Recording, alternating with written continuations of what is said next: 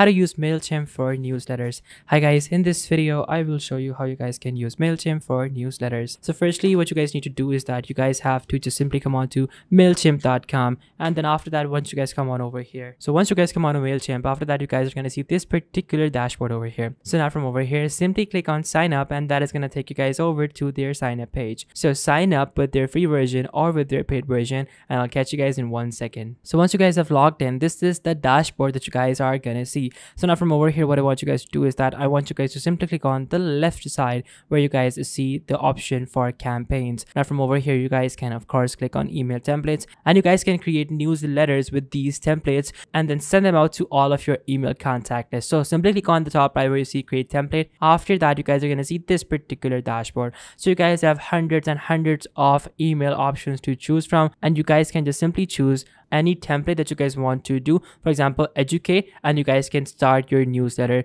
with Mailchimp. So guys, this is how you guys can start a newsletter with Mailchimp. Thank you so much for watching. Take care. Till next time. Goodbye.